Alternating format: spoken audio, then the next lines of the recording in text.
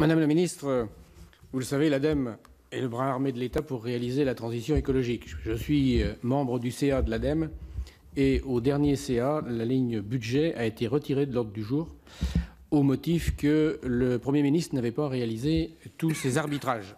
La prochaine réunion du CA est demain. Il n'y aura pas de parlementaires. Il n'y aura sans doute pas les représentants des collectivités locales. Disons que la date est pour le moins inopportune. Enfin, ce n'est pas mon propos. Je tenais quand même à le souligner parce que préparer le PLF dans ces conditions, c'est assez difficile. Donc, on a appris depuis qu'il y avait une réduction des effectifs. Et face à la multiplication des nouvelles missions qui sont assignées à l'ADEME, notamment le doublement du fonds chaleur, le nouveau fonds Air Mobilité, le plan hydrogène dont vous avez parlé tout à l'heure, le suivi de nouvelles filières REP prévues par la loi économie circulaire modifiée par le Sénat, ou encore la mise en place du service public de la performance énergétique, auquel on est tous très attachés, on voit bien qu'il y a une augmentation des missions. Et le Premier ministre, dans sa déclaration de politique générale, avait annoncé que l'ambition écologique serait au cœur de l'acte 2 du quinquennat.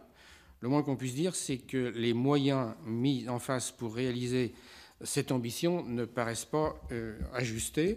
Alors, bien entendu, dans le cadre du projet de loi de finances, on portera des amendements pour relever les plafonds d'emploi, d'autant plus que vous nous donnez quelque optimisme, Madame la Ministre, puisque vous nous avez dit tout à l'heure que vous écoutiez le Sénat. Donc nous ne désespérons pas qu'un certain nombre de nos amendements seront retenus. En attendant, moi je voudrais savoir comment on peut concilier la baisse des moyens et l'augmentation des missions. Je vous remercie. Merci, Madame la Ministre. Merci. Je pense qu'on vous aurait effectivement...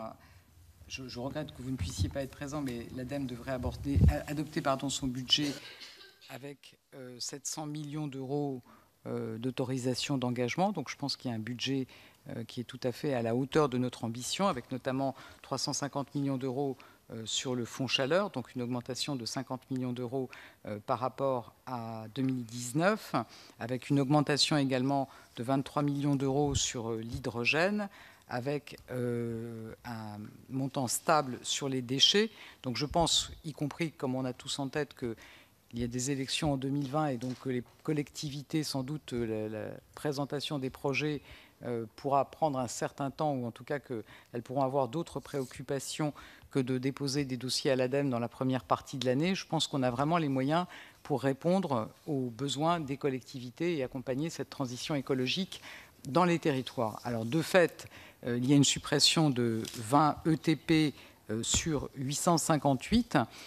Enfin, moi, j'entends l'idée qu'aucune suppression d'effectifs n'est accueillie avec enthousiasme par nos opérateurs. Je pense que c'est quand même un petit peu ce qu'on attend des opérateurs de l'État, qui fassent des efforts pour être plus performants sans pour autant réduire leur mission.